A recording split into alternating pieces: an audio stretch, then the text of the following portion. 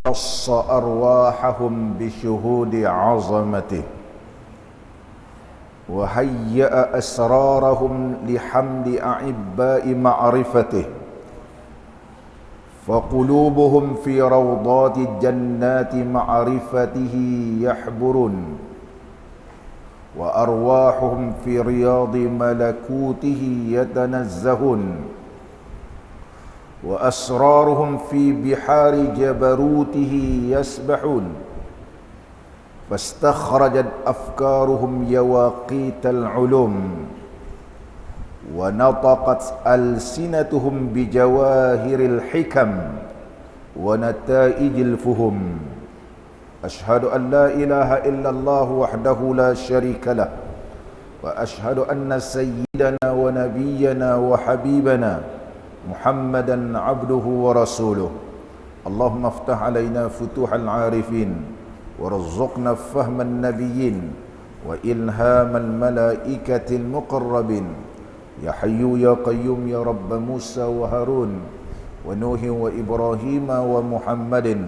صلى الله عليه وسلم أكرمنا بجودة الحفظ والفهم وارزقنا الحكمة وثبات الذهن والحلم والعلم والنجاح في الدنيا والآخرة بحق سيدنا محمد صلى الله عليه وسلم يا رب العالمين أما بعد. Alhamdulillah, bersyukur kita kehadrat Allah Subhanahu wa taala kerana dapat kita sama-sama berada di dalam majlis ilmu mempelajari kitab Al-Hikam, iaitu karangan seorang ulama yang alim, Al-Arifu Billah, Al-Syekh Ibn Atta'illahi As-Sakandari rahimahullahu ta'ala. Setelah kita mempelajari bagaimana cara kita nak at-takhliyah, itu membersihkan, mengosongkan, menyucikan hati kita ini, iaitu hendaklah kita bersihkan hati kita ini daripada sebarang kotoran, daripada dosa, daripada nafsu-nafsu kita ni. Bersihkan hati kita ni. Kita beribadat adalah kerana untuk mencari kerana Allah, bukan kita beribadat kerana nak mendapatkan karamah, nak mendapatkan perkara-perkara pelik. Jadi kalau kita beribadat, jangan ada dalam hati ni nak jadi wali, boleh terbang di udara, boleh berjalan di atas air, boleh sekelip mata boleh pergi ke tempat, sesuatu tempat yang kita ingini. Bukan itu.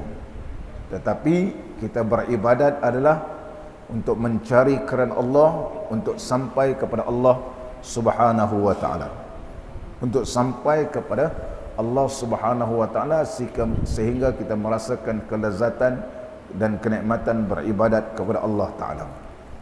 Pada pagi ini kita sambung lagi kata-kata hikmah, iaitu hasil daripada kita takhliyahkan diri kita ini, bersihkan daripada segala keaiban, iaitu aib di hati kita dan juga segala aib yang pada roh kita dan nafsu kita ni kita bersihkan. Maka ketika itu hasil daripadanya at-tahliyah bil ma'rifah, maka dihiasi dengan ma'rifatullah, iaitu mengenal Allah Subhanahu wa ta'ala. Kata-kata hikmah yang telah diucapkan oleh Syekh Ibn Atta'illahi As-Sakandari rahimahullahu ta'ala, al-haqqu laysa bimahjubin wa innamal mahjubu anta 'anil nazari ilaihi idh law hajabahu syai'un lasatarahu ma hajabahu walau kana lahu satirun lakana liujudihi hasirun wa kullu hasirin li syai'in fahuwa qahirun, sebagaimana firman Allah Subhanahu wa ta'ala, wa huwal qahiru fawqa ibadih, wa huwal qahiru fawqa ibadih, yang memberi maksud al-haqqu, al-haq, al-haqqu ya al-haqqullahu. Al-haq ni antara nama-nama Allah. Al-haqqu iaitu Allah Subhanahu wa taala. Al-haqqu Subhanahu wa taala. Di antara nama Allah ialah Al-haqqul mubin. La ilaha illallah Muhammadur Rasulullah. Yang kita baca Al-haqqul mubin. La ilaha illallah Al-haqqul mubin. Al-haq ialah Allah Subhanahu wa taala. Laisa bimahjubin. Laisa bimahjubin. Tiada terhijab oleh sesuatu. Laisa bimahjub makna Allah Subhanahu wa taala tidak terhijab oleh segala makhluknya. Wa innamal mahjubu anta 'anil nazar ilaih. Hanya yang terhijab itu ialah kamu. Terhijab anta 'anil nazar ilaih, iaitu terhijab itu adalah kamu 'anil nazar ilaih, daripada dapat melihat kepadanya. Oleh sebab itu, kalau kita mengaji ilmu tauhid, lau kushifa 'annal hijabu la ra'ayna. Contoh mengaji dalam kitab-kitab tauhid, lau kushifa 'annal hijabu la ra'ayna. Sekiranya dibukakan hijab, nescaya terpandanglah kepada Allah. Hanya kita tidak dapat menggambarkan zat Allah Ta'ala.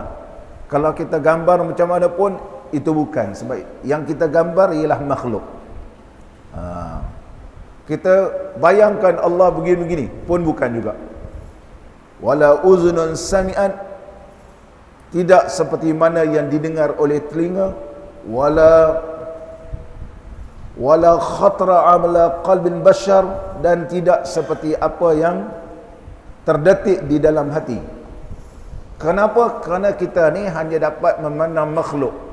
Maka kita tak boleh bayangkan macam mana Allah, sebab kita tak pernah nampak. Allah ini bukan makhluk. Contohnya kalau orang tak pernah nampak kan, katakan seorang makhluk baru dilahir ke dalam dunia, dia nampak kereta. Adakah pencipta kereta tu macam kereta? Bukan. Dia nampak kereta, pencipta kereta ni buat kereta ni, muka dia macam kereta, kaki dia ini macam kereta lah orang ni. Kalau dia nampak pula lori, dia nampak macam pencipta tu macam lori. Kalau dia nampak rumah, sebab itu yang dia nampak. Oleh sebab itu, wala uzunun sami'an wala ainun, walau tidak seperti apa yang didengar, tidak apa yang seperti mana yang dipandang, wala khatra ala qalbil bashar, dan juga tidak seperti mana terlintas dalam hati. Sebab Allah laisa kamitslihi syai'. Sebab kita makhluk hanya dapat terpandang kepada makhluk. Oleh sebab itu Allah Subhanahu wa taala mukhalafah ta'ala lil hawadis. Kalau kita tergambar Allah bersemayam di atas aras, duduk, sebab kita tak nampak makhluk duduk. Jadi orang yang silap memahami ilmu tauhid ni, sebab dia kata Allah duduk di atas aras seperti duduknya kita, tapi laisa kamitslihi syai'. Dia kata, jadi dia bayangkan duduk dia sebab dia nampak makhluk. Tak betul, sebab dia terbayang seperti makhluk.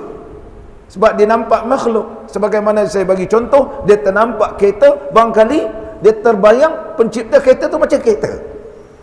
Oleh sebab itu, di kalangan manusia ni, di kalangan akidah yang sesat, Ar-Rahmanu 'alal 'arsy istawa, maka dia terbayang Allah Ta'ala bersemayam di atas arah sebagaimana semayamnya manusia. Itu tak betul. Sedangkan Allah Subhanahu wa taala bersifat dengan sifat salbiyah, mukhalafah ta'ala lil hawadis. Kalau betul disebut oleh ilmu tauhid, lau kushifa 'annal hijabu, sekiranya dibukakan hijab, la ra'aina, nescaya kita akan dapat lihat Allah. Bagaimana rupa Allah? Laisa kamitslihi syai'. Laisa kamitslihi syai', sebagaimana orang yang beriman akan nampak Allah di dalam syurga, akan melihat Allah di dalam syurga. Macam mana rupa? Laisa kamitslihi syai'. Iz, kerana, lau hajabahu syai'un. Iz, kerana, lau hajabahu syai'un, sekiranya telah terhijab akan Allah Ta'ala itu oleh sesuatu, la satarahu, bererti sesuatu dapat menutup Allah. Sedangkan Allah yang menciptakan sesuatu, yang berkuasa ialah Allah, Maha Agung ialah Allah, Maha Besar ialah Allah. Tiba-tiba makhluk menghijabkan dia, mustahil. Mustahil.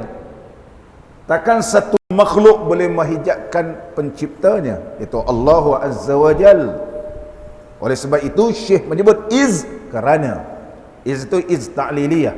Iz kerana hujjah dia. Sebab apa tidak terhijab? Yang terhijab ialah kamu. Allah tidak akan terhijab.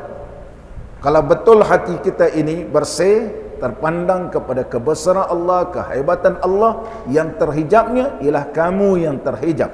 Kerana apa? Kalau kita kata Allah itu terhijab, kerana lau hajabahu syai'un. Kerana kalau sesuatu itu menghijabkan Allah, la satarahu, nescaya makhluk itu yang menghalangkan daripada melihat Allah, daripada jelasnya Allah Subhanahu wa taala. Mustahil, sebab makhluk tidak tidak akan mengatasi kekuasaan Allah taala. Kita ini yang terhijab dengan sebab apa? Sebab kita tidak membersihkan diri kita daripada uyubul qalbi, daripada keaiban dalam hati kita, dan kita tidak membersihkan daripada uyub, iaitu uyubur roh, daripada segala keaiban yang ada pada roh kita. Oleh sebab itu kita terhijab. Terhijab kerana kita. Terhijab kerana kita, gitu. Disebabkan dosa yang telah kita lakukan, menyebabkan terhijab memandang Allah. Buktinya ketika mana alam roh, Allah Subhanahu wa taala bertanya, alastu bi rabbikum, apakah tidak aku Tuhan kamu? Qalu bala. Maka roh sudah mengenal Allah. Qalu bala syahidna. Mereka menjawab, ya, kami telah menyaksikan engkau ya Allah. Tetapi apabila lahir, tidak dapat terpandang dan melihat Allah Subhanahu wa taala, yang terhijabnya adalah kamu. Adalah kamu, gitu. Lau kana lahu satirun, sekiranya adalah bagi Allah tu satir, tirai, tutupan, lakana liujudihi hasirun, pastilah kewujudan Allah itu terbatas. Jadi Allah Subhanahu wa taala tidak terbatas oleh sesuatu sempadan. Kerana Allah Subhanahu wa taala terbatas dengan sesuatu sempadan, itu adalah makhluk. Kalau kita menyebut Allah berada di atas langit, Allah berada di dalam langit, aamintum man fis sama, adakah kamu tidak beriman apa yang ada di dalam langit? Maknanya Allah berada di dalam langit sebab kalimah fi. Contoh dalam surat Al-Mulk, adakah kamu tidak beriman apa yang ada di dalam langit? Mana mereka berkata Allah berada dalam langit, sedangkan langit itu terbatas. Fi itu bukan bermakna di dalam. Ada fi bermakna al-ulu. Allah Subhanahu wa taala ianya mengatasi segala langit yang ada, ianya tidak bertempat. Kalau Allah itu berada di langit, mana Allah itu bertempat. Dan Allah itu terbatas oleh sesuatu. Bila Allah terbatas sesuatu, menunjukkan sifat. Bagi Allah ada sifat kekurangan, mustahil. Jadi ada di antara golongan-golongan yang berdalilkan dalil tersebut, dia kata Allah ada di dalam langit. Kita kata sebelum adanya langit, Allah duduk kat mana? Amintum man fis sama, apakah kamu tidak beriman apa yang ada dalam langit? Dia kata itu Allah ada di dalam langit, bukan di atas langit. Allah berada di dalam langit. Sebelum adanya langit, Allah di mana? Maka akidah itu tak betul. Akidah yang tak betul, akidah yang salah, menempatkan Allah dalam satu tempat yang terbatas. Sekiranya langit itu binasa, di mana pula tempat Allah? Kullu syai'in halikun illa wajhah. Semua akan binasa, melainkan zat Allah. Maka langit juga akan binasa, bumi juga akan binasa. Di mana pula tempat Allah selepas itu? Maka akidah mereka ini akidah yang batilah, akidah yang tak betul, akidah Ahlussunnah wal Jamaah membersihkan bahawa Allah Subhanahu wa taala laisa kamitslihi syai', dan Allah tidak berjihad, Allah tidak bertempat, bukan di atas, bukan di langit, bukan, tetapi di mana? Allah itu wujud. Allah itu wujud. Jangan ditanya di mana, kerana di mana itu adalah makhluk. Di mana? Di utara. Utara itu ialah makhluk. Di mana? Di kanan. Benda itu adalah benda baharu. Benda baharu. Di kiri itu ialah baharu. Di belakang, benda itu baharu. Oleh sebab itu, di mana Allah? Jangan tanya di mana. Aina Allah? Hadis jariyah tersebut adalah hadis yang kisah seorang perempuan. Seorang perempuan itu yang mengata bila tanya aina Allah, dia pun tunjuk di atas. Dia tunjuk di atas, dia tak sebut di langit. Menunjukkan mengatasi segalanya. Allah itu maha tinggi yang tidak bertempat maknanya. Kalau dia tunjuk ke bawah, dia bertempat. Kalau dia tunjuk sebelah kiri, dia bertempat. Kalau dia tunjuk sebelah kanan, dia bertempat. Kalau dia tunjuk depan dan belakang, bertempat. Perempuan tersebut atas. Allah nak Nabi SAW nak menguji perempuan itu, adakah dia beriman ataupun tidak. Adakah dia akan menjawab Allah itu bertempat. Tapi ada orang tak faham hadis Nabi SAW tersebut, tukar pula maksud hadis tersebut, Allah itu ada di langit. Dia tak faham asbabul wurud, sebab kedatangan hadis Nabi SAW tersebut. Kemudian dia mengaku bahawa Allah itu ada dan Nabi Muhammad SAW itu adalah Rasul SAW. Maka Nabi SAW berkata, a'tiqha, maka merdekakanlah ia. Selepas dia mengucap, fa innaha mu'minatun, maka sesungguhnya ia adalah perempuan yang beriman, yang faham tentang ilmu tauhid. Maka oleh sebab itu Syekh kita menyebut laukana lahu satirun, sekiranya Allah itu ada pendindingnya, ada pendinding, ataupun lakana liujudihi hasirun, maka kewujudan Allah itu terbatas. Macam contohnya kita ada tirai di belakang ni, bermakna kerana ada tirai tersebut terbataslah kawasannya. Contohnya kita pasang tirai, di belakang tirai ini ialah kaum wanita, maka kawasan kaum wanita itu terbatas. Tiba-tiba kita mengatakan bahawa Allah itu ada tirainya, maka kita mengatakan bahawa terbatasnya adanya Allah Ta'ala. Sedangkan Allah Subhanahu Wa Ta'ala wujud, dia tidak bertempat. Di mana Allah? Bukan ada yang kita tak tutup. Siapa? Ini ada satu pengumuman kereta MDD 6596, MDD 6596, lampu kereta tak tutup, nak habis bateri ke? MDD 6596. Terima kasih. Ini Syekh ni faham dalam ilmu tauhid. Kita dalam akidah Ahlussunnah wal Jamaah tidak pernah menyebut Allah berada di mana-mana, tak ada. Itu tak betul. Allah itu wujud tetapi tidak bertempat.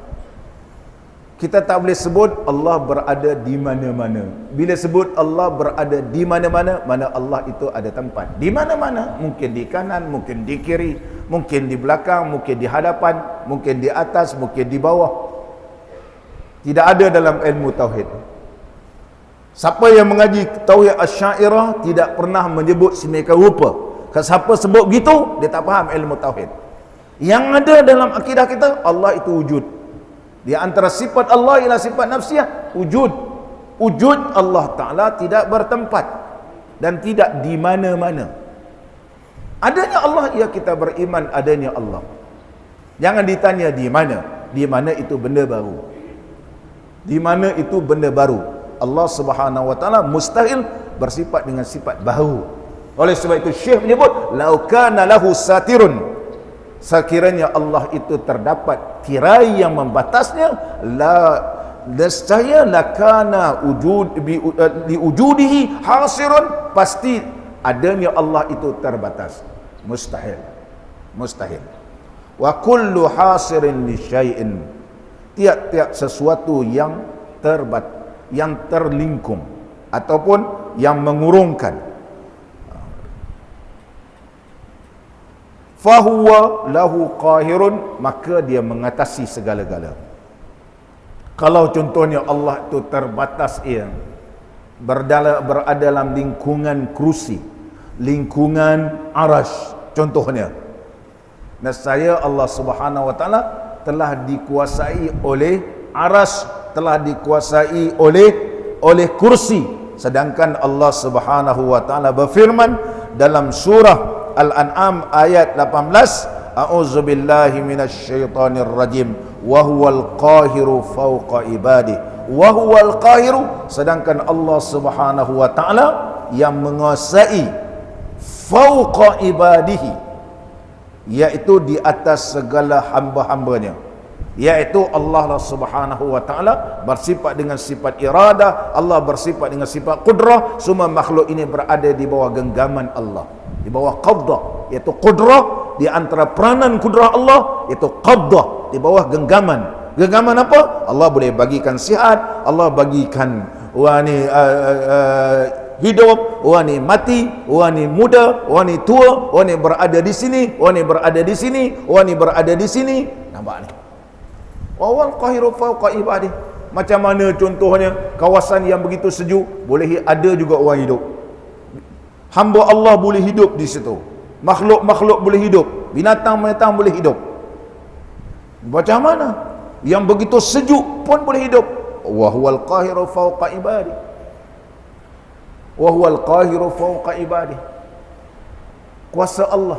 Oleh sebab inilah kata-kata hikmah yang diucapkan oleh Syekh Ibn Atha'illah As-Sakandari rahimahullah ta'ala, menunjukkan kepada kita bahawa sesungguhnya yang menghijabkan kita daripada terpandang kepada kebesaran Allah, terpandang kepada kehebatan Allah Subhanahu wa taala adalah kita sendiri. Disebabkan aib yang terdapat pada diri kita, aib ataupun kecacatan yang terdapat pada hati, yang terdapat pada nafsu, yang terdapat pada roh, terdapat pada roh. Muslimin dan muslimat yang dirahmati oleh Allah Subhanahu wa taala. Oleh sebab itu, para alim ulama menyebut sesungguhnya bagi hamba Allah Subhanahu wa taala ini, ianya terbahagi kepada 3 golongan. Hamba Allah ini terbahagi kepada tiga golongan. Golongan yang pertama, amalu qalbihi wa huwa tasdiqu wa huwa la yara wa la yasma bal ya'lamu. Kategori yang pertama, amalu qalbihi, iaitu amalan hati, kerja hati. Wa huwa tasdiq, hati kita ni membenarkan, walaupun kita tak nampak Allah, tapi hati kita membenarkan. Berdasarkan apa? Wa huwa la yara, walaupun tak nampak Allah, wa la yasma, dan tidak pernah mendengar kalam Allah, bal ya'lamu, bahkan ia mengetahui adanya Allah. Ini kategori pertama.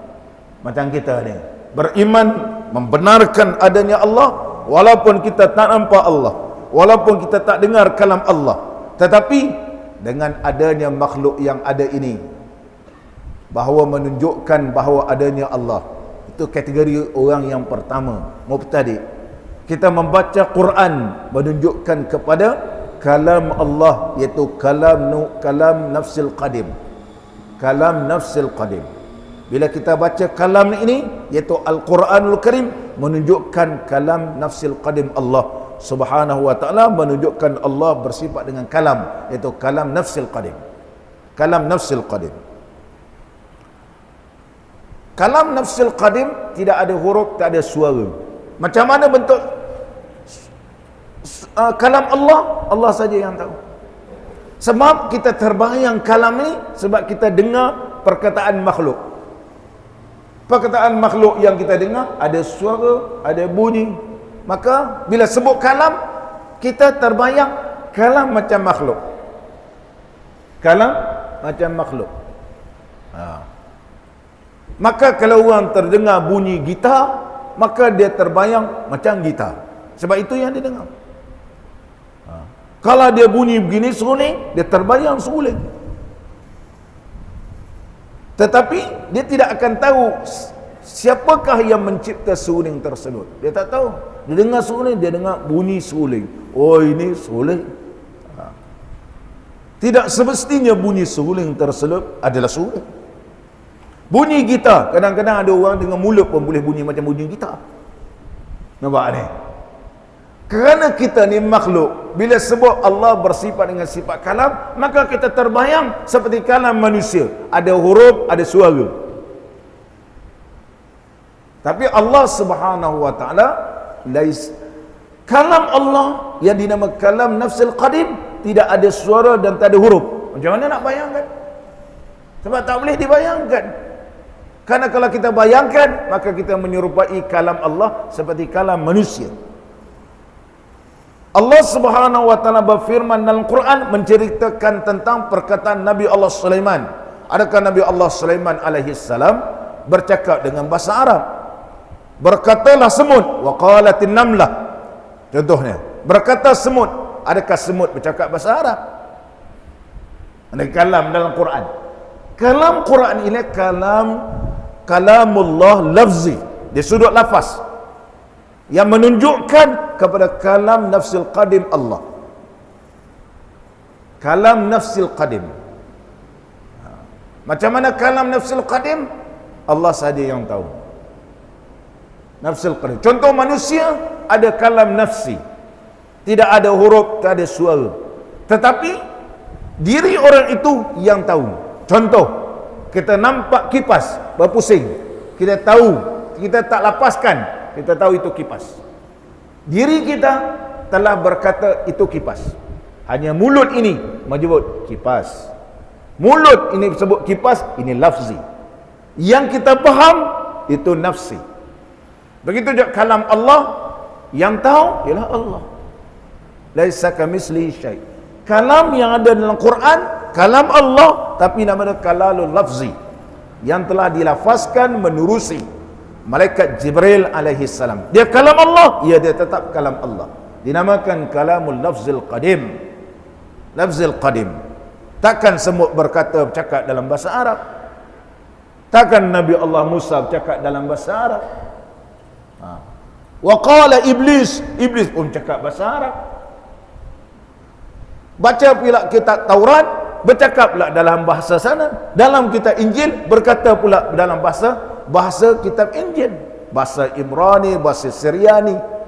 Bahasa-bahasa ni kalam lafzi, tapi menunjukkan kalam lafzil qadim, kalam nafsi qadim Allah Azza wa Jalla.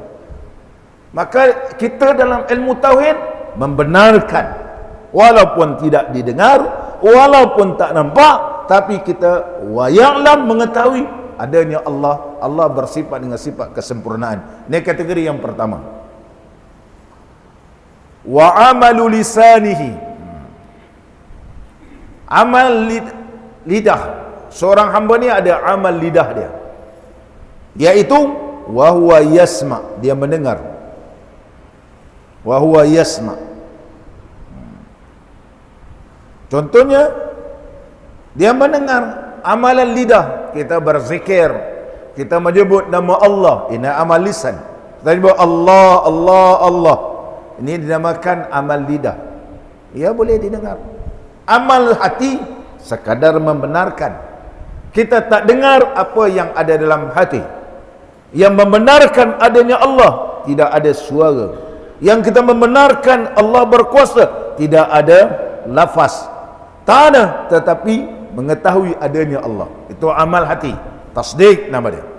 Yang kedua, amal lisan, iaitu boleh didengar. Mana amal lisan? Allahu Akbar, Allahu Akbar, Subhanallah, Subhanallah. Dan yang ketiga, amalu a'dha'ihi, iaitu amal a'dha', amal segala anggota badan yang boleh dilihat. Kita salat, itu amal anggota badan. Apabila seorang hamba Allah menggabungkan tiga, amal qalbi, amal lisan, amal a'dha', maka Allah akan menjadikan bagi pendengarannya mala uzunun sami'an, bagi yang dilihatnya mala ainun ra'at, bagi amal hatinya mala khatara ala qalbihi bashar. Maka kalau benar-benar dia menggabungkan tiga, ini tauhid yang mantap.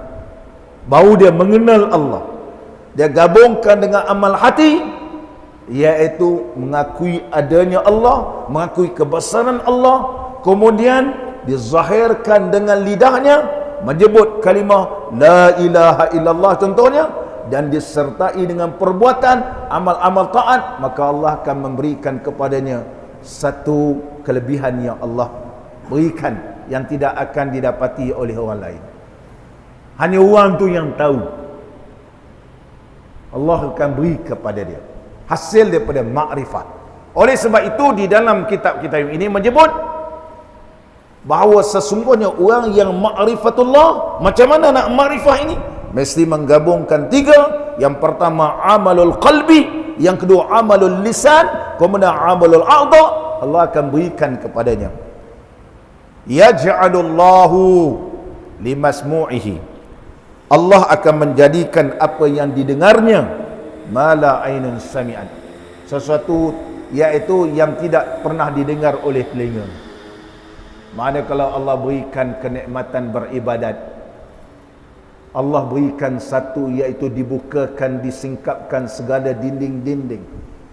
Nafsu-nafsu dia ni telah dibersihkan dan terbuka, tersingkaplah sehingga dia terpandang kepada kebesaran Allah, sehingga tajalli, sehingga terpandang kepada kecantikan Allah,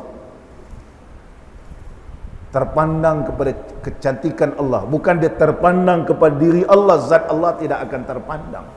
Terpandang kepada kecantikan Allah. Cantiknya dari sudut mana? Allah menjadikan begitu cantiknya alam ini.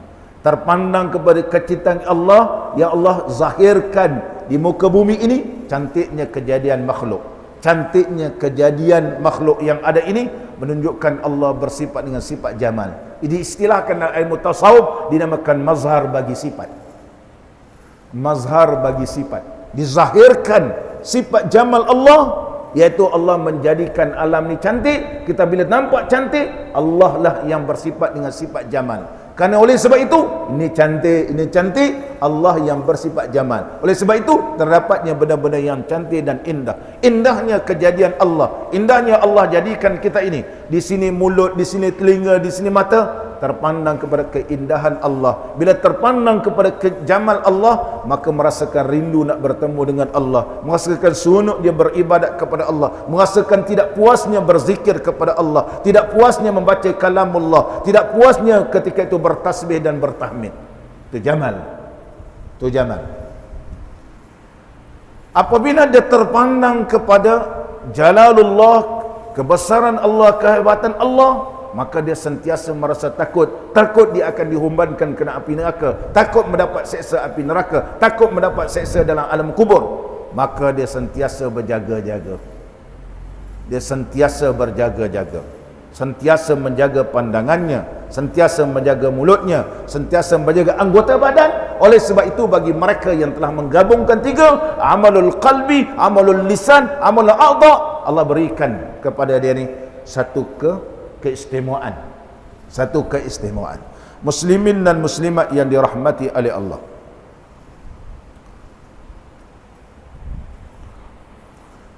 sekiranya seorang hamba ni menggabungkan tiga perkara, melakukan amal taat, Allah tidak akan mengurangkan sesuatu pun daripada pahala kebaikan tersebut. Bahkan Allah akan berikan kepada orang ni kedudukan iaitu dalam syurga yang tertinggi, iaitu dan diberikan oleh Allah Ta'ala nikmat berada dalam syurga. Berada dalam syurga. Ini kesan makrifah. Satu cerita, satu pandangan ataupun kata-kata hikmah yang telah diucapkan oleh seorang ulama yang alim, Hatim Al-Assam, yang telah saya sebutkan beberapa pengajian yang lepas. Hatim Al-Assam rahimahullah ta'ala menyatakan, man da'a hubba maulahu min ghairi war'in fahuwa kazzabun. Barang siapa mendakwa ia cinta kepada Tuhannya tanpa ada sifat wara', maka ia adalah pendusta. Islam mengajarkan kita wara'.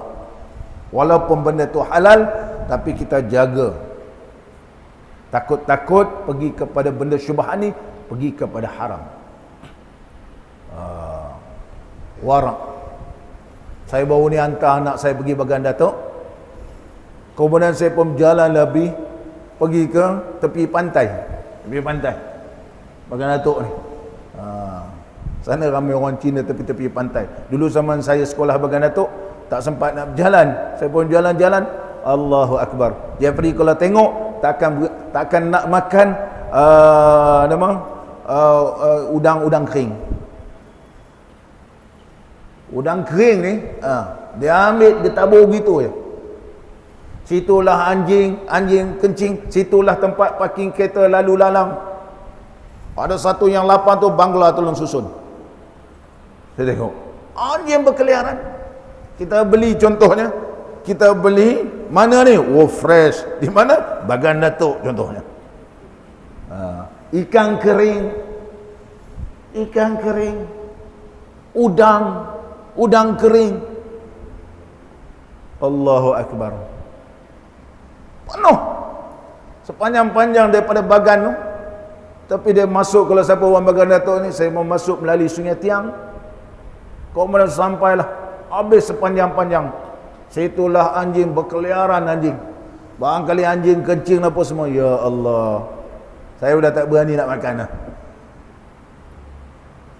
Tak berani nak makan. Kenapa? Kerana udang-udang ni pun kita tak pasti.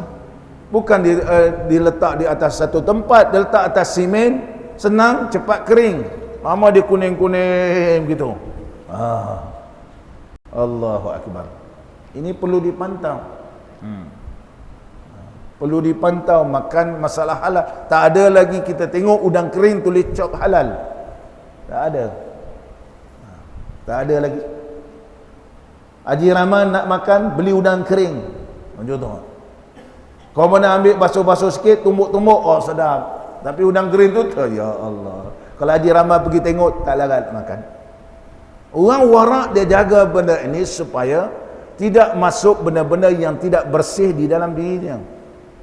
Orang wara', Nabi SAW mengajarkan kita wara'. Mengajarkan kita wara'. Contoh, bangun daripada tidur, jangan kamu celup tanganmu ke dalam bekas air, sehingga kamu basuhkan tangan kamu 3 kali. Sebab kamu tidak tahu di waktu malam tadi tangan kamu pegang apa. Idza staiqaza ahadukum min naumih fala yaghmis yadahu fil ina. Apabila seorang kamu bangun daripada tidur, jangan terus celupkan tangan dalam bekas air. Fa innahu la yadri aina batat yaduhu. Sebab dia tak tahu malam tadi dia pegang apa. Ini wara'. Nampak tangan ini bersih. Tapi Nabi SAW menyebut falyaghsilhu salasa marrat, maka hendaklah kamu basuhkan tangan kamu 3 kali, barulah dia celupkan tangan dalam bekas air. Nabi SAW mengajar kita wara'. Walaupun nampak bersih, apa salah bersih? Saya pun pakai seluar, takkan saya nak seluk dalam, nampak ni? Nah, Nabi SAW mengajarkan kita wara'. Walaupun kita rasa kita pakai seluar, kita ikat kuat-kuat, tapi kita tak sedar sebab kita waktu tidur. Nampak ni? Wara'. Nabi SAW mengajar kita wara'. Contohnya apabila ditanya kepada Nabi SAW, berapakah kadar di antara waktu imsak dengan masuknya waktu subuh, tak makan dan tak minum? Boleh makan, boleh minum. Hatta yatabayyana lakumul khaytul abyadu minal khaytil aswadi minal fajr summa atimmus siyama ilal lail. Allah sebut dalam Al-Quran, iaitu sehinggalah terbit fajar sadiq, sehingga nyatalah benang-benang putih daripada benang-benang hitam. Mana mula-mula fajar kazib, dia naik seperti ekor, kemudian dia akan hilang, sehinggalah akan nampak seperti benang putih. Benang putih. Oleh sebab itu, kiraan benang putih ni dalam mazhab Al-Imam Syafi'i ada 2 hadis, satu ghalas, satu tidak ghalas. iaitu contohnya masih lagi gelap, tetapi memang ada seperti benang putih kecil saja, sudah masuk waktu subuh. Ada yang pandangan kata sehingga nampak betul-betul panjang, maka subuh dia lewat sikit. Itu sebab di Melaka ni ada hamba Allah seorang ni pergi jaja sana, pergi jaja sini, kata subuh di negeri Melaka ni terlampau awal. Terlampau awal. Orang sembahyang subuh di Melaka tak sah. Kita kata jangan cerita dulu sehinggalah keputusan daripada persekutuan yang dapat grant daripada JAKIM. JAKIM beri kepada satu universiti buat kajian tentang waktu seluruh Malaysia, termasuk Melaka. Termasuk Melaka. Selagi mana belum ada keputusan, mungkin tahun ini insya-Allah selesai.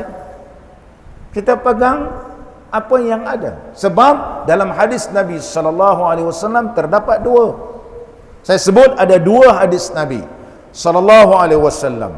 Yang orang ahli falak kena mengaji ilmu fiqh dan faham hadis Nabi SAW. Mahu dalam hadis Nabi SAW menyebut, kami semayang fardu subuh sehingga kami tidak kenal di antara kami. Nampak? Gelap ke tak gelap? Gelap betul sehingga tak kenal. Ada satu hadis bahawa sesungguhnya kami semayang subuh, kami kenal di antara kami. Mana dia cerah sikit. Oleh sebab itu mazhab Malik Hanafi, kalau kita semayang masjid India, dia lewat sikit.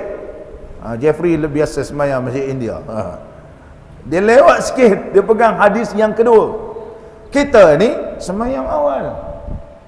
Kalau contohnya kita ada masjid India di sini, terlambat masjid Raudatul Jannah, sini cepat semayang, naik motor lari sana, sana belum kamat lagi, sana belum kamat, belum semayang lagi. Sebab apa?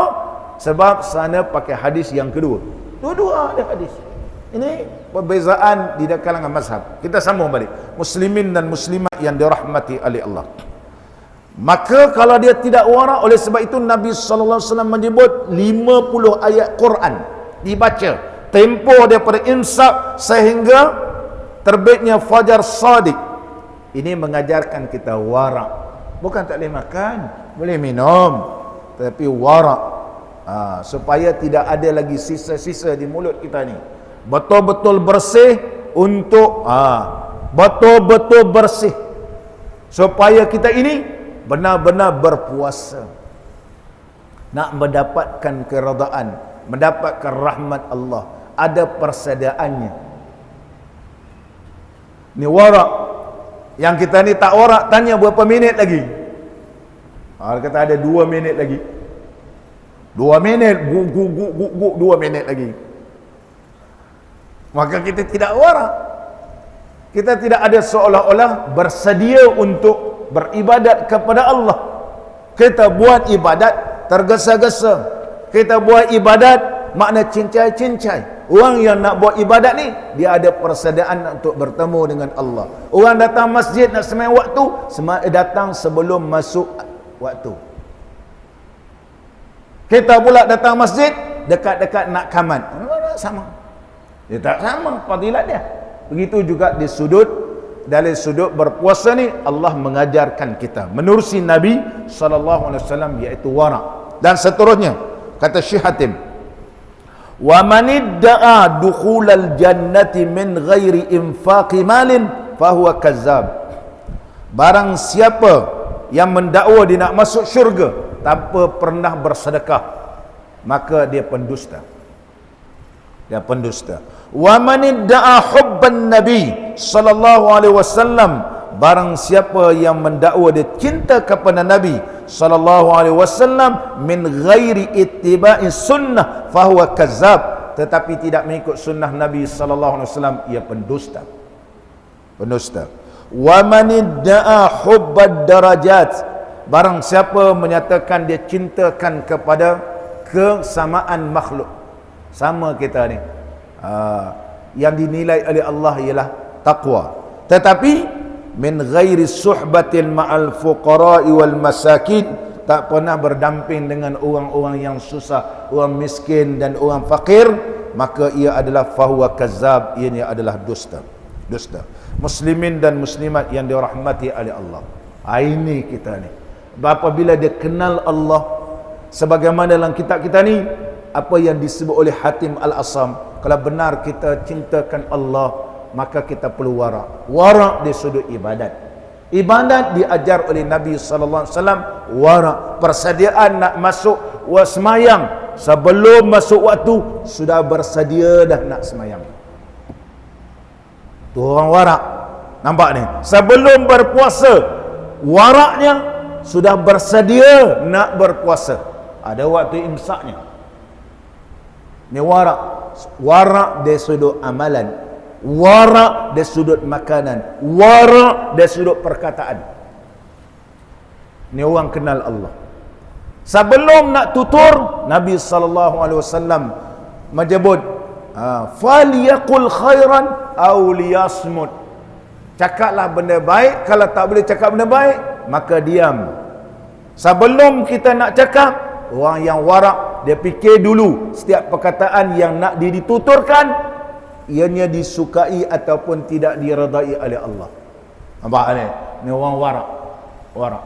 Muslimin dan muslimat yang dirahmati oleh Allah, kalau kita jaga ni, baru kita dinamakan ma'rifatullah, tidak terhijab ketika itu. Saya bagi contoh. Seorang wali Allah yang terkenal, yang bernama Sa'dun Majnun, sehingga orang panggil dia Majnun. Majnun kerana dia terlampau asyik rindunya kepada Allah. Nama dia Sa'dun, tapi masyhur dalam ulama-ulama sufi ni Sa'dul Majnun. Sa'dul Majnun. Sebagaimana dalam hadis Nabi sallallahu alaihi wasallam, berzikirlah kamu kepada Allah sehingga dikatakan kamu gila. Kata Ustaz Syukri itu gila. Gitu seorang-seorang gila. Biarlah orang kata dia gila, tapi dia asyik dengan Allah. Gila.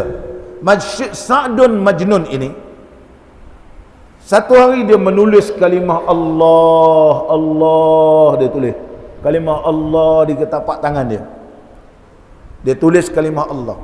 Maka seorang ulama sufi yang terkenal, Al-Imam Sirri As-Saqati, Al-Imam Sirri As-Saqati, dia nampak Sa'dun Majnun ni telah sedang menulis kalimah Allah di tapak tangannya.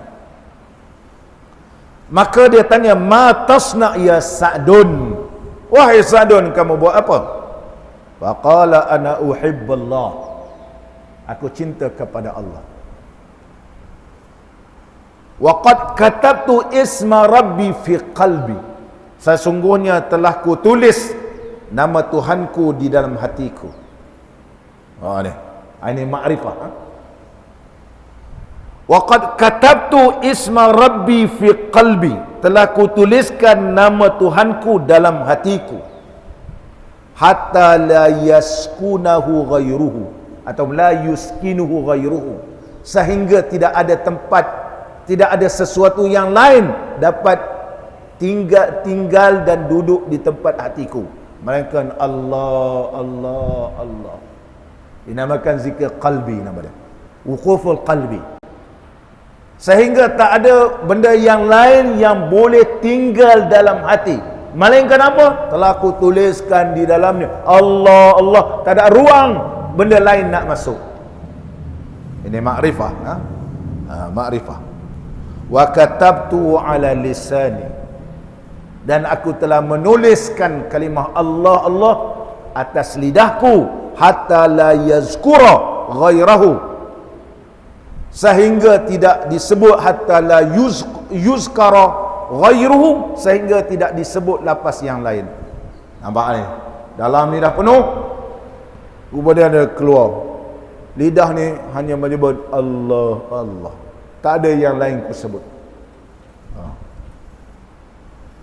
Wal an katabtuhu ala kaffi hatta la anzura ilaihi bi'aini fayakunu nazari mashghulan bihi. Sekarang ku tuliskan nama Allah di tapak tanganku supaya aku tidak memandang benda yang lain, hanya terpandang kepada Allah, sehingga aku hanya memasyhurkan terpandang kepada Allah, Allah, Allah, Allah. Allahu Akbar. Jangan main boleh begitu. Ini Syekh Sa'dun Majnun. Sa'dun Majnun. Muslimin dan muslimat yang dirahmati oleh Allah Subhanahu wa taala. Oleh sebab itu ulama menyatakan diberikan gelaran Sa'dun Majnun. Bagaimana keadaan orang yang benar-benar makrifah Allah, makrifatullah ini yang disebut oleh ulama. Kita nak nilaikan diri kita sampai dak tahap kita memang kenal Allah. Ini di antara yang disebut oleh ulama. Kalau ada tanda-tanda ni, alhamdulillah. Man ahabballaha ta'ala aksara zikrahu. Barang siapa yang kenal Allah benar-benar dan cinta kepada Allah, maka dia akan memperbanyakkan menyebut nama Allah. Maknanya kita ni tak banyak sebut nama Allah, belum lagi cinta dan kenal Allah sebenar-benarnya. Bila kita kenal dan kita cinta, aksara zikrahu, pasti dia akan memperbanyakkan menyebut nama Allah. Yang kedua, maka kesannya fasamaratuhu an yazkurahu Allah Ta'ala birahmatihi wa ghufranihi wa yudkhiluhul jannata ma'anbiya'i wa awliya'i wa yukrimuhu biru'yati jamalihi.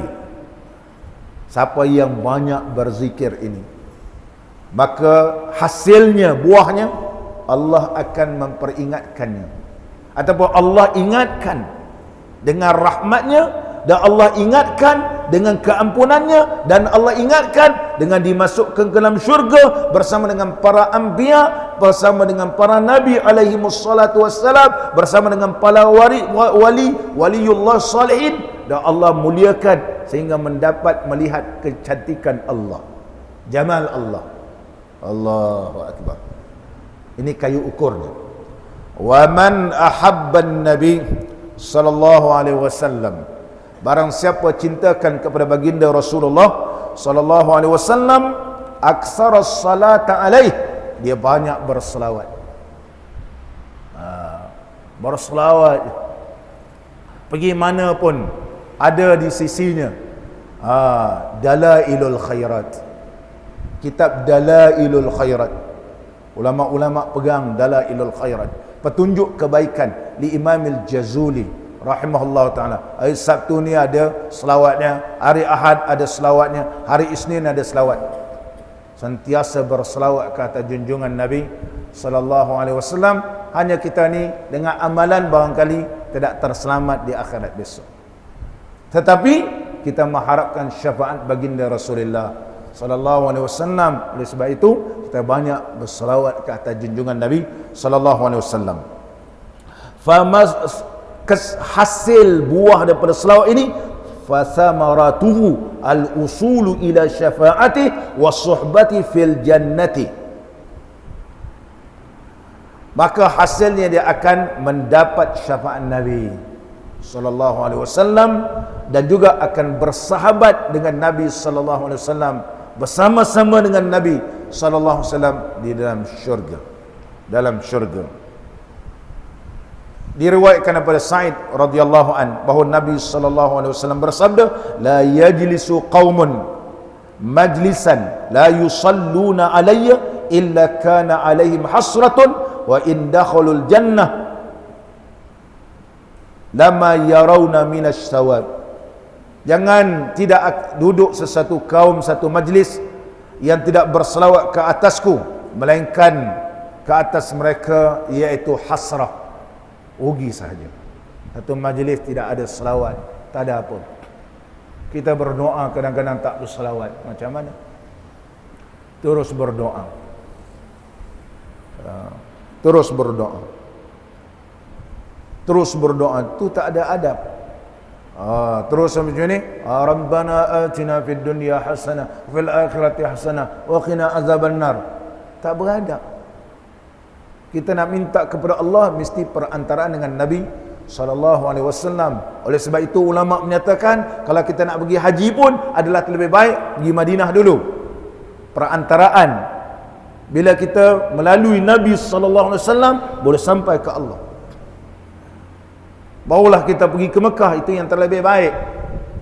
Sebab kita nak terus bertemu dengan Allah, mestilah melalui perantaraan Nabi sallallahu alaihi wasallam. Barulah dipermudahkan.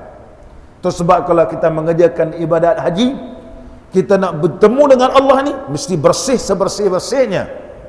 Itu sebab kita bertahallul. Selepas kita melontar di Jamratul Aqabah, kita bertahallul awal. Kita apa tujuan kita bertahallul?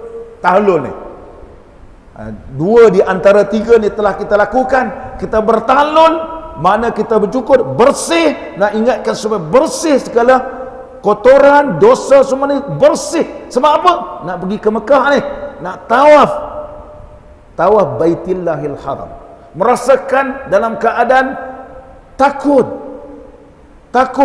Adakah Allah menerima kehadiranku? Adakah Allah Subhanahu wa taala suka kehadiranku?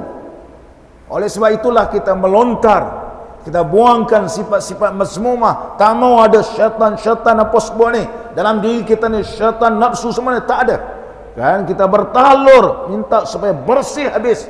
Nanti pergi ke Makkahul Mukarramah untuk buat tawaf ifadah contohnya.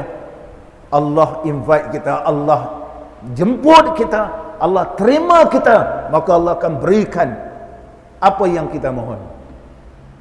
Macam orang ajak datang ke rumah, balik rumah pun orang bagi lagi macam-macam. Dia nak bagi juga apa yang ada dalam rumah dia. Dia bagilah biskut, dia bagilah contohnya apa yang ada. Ada orang bagi rambutan, dia bagi juga rambutan ni. Tak apa. Dia nak sebab dia suka orang ni datang. Begitulah kita sebagai tetamu Allah, muslimin dan muslimat yang dirahmati oleh Allah Ta'ala. Banyak lagi yang kita nak huraikan menerusi kata-kata hikmah ni. Tak sempat saya nak huraikan. Tauhid menerusi kepahaman dan tafsiran Qul huwallahu ahad. Kita baca Qul, itu adalah merupakan satu perintah daripada Allah. Qul, katakanlah Muhammad, perintah. Huwa itu, Qul huwallahu ahad. Huwa ini menunjukkan tentang wujudnya Allah. Kita belajar ilmu nahu, wa huma hum. Huwa tu adalah ia tu makna ada. Bila sebut qul huwa, ini mengajarkan kita ilmu tauhid, ma'rifah. Huwa betul-betul ada Allah. Yang kita beriman Allah itu wujud. Orang belajar ilmu nahu, wa huma hum, ya huma hunna, anta aduma antum, anti aduma antunna, ana nahnu. Apa makna huwa? Huwa ialah dia seorang lelaki, dia dua orang lelaki, ramai lelaki. Huwa tu menunjukkan ada. Mana qul huwa, satu perintah, katakanlah, tu perintah. Huwa menunjukkan sungguh ada Allah. Panjang lagi saya nak huraikan menerusi firman Allah Ta'ala Qul huwallahu ahad ini. Nak kita huraikan kata-kata hikmah yang telah kita bacakan sebentar tadi. Al-haqqu laysa bimahjub. Al-haqqu laysa bimahjub. Mudah-mudahan Allah memberkati pertemuan kita dan digolongkan kita semua di kalangan hamba-hamba Allah yang bertakwa kepadanya. Bismillahirrahmanirrahim. Alhamdulillahirabbil alamin. Wassalatu wassalamu ala sayyidina wa nabiyyina wa habibina Muhammadin wa ala alihi wa sahbihi ajma'in. Allahumma ja'al jam'ana hadha jam'an marhuma wa tafarruqana min ba'dihi tafarruqan ma'suma wa la taj'al fina wa la ma'ana wa la man yatma'una syaqiyyan wa la mahruman wa la matruda. اللهم اجعل اجتماعنا بالرحمة وافتراقنا بالمغفرة وخاتمتنا بالسعادة وألهمنا الرشد والحكمة. ربنا آتنا في الدنيا حسنة وفي الآخرة حسنة وقنا عذاب النار. وصلى الله على سيدنا محمد وعلى آله وصحبه وبارك وسلم والحمد لله رب العالمين.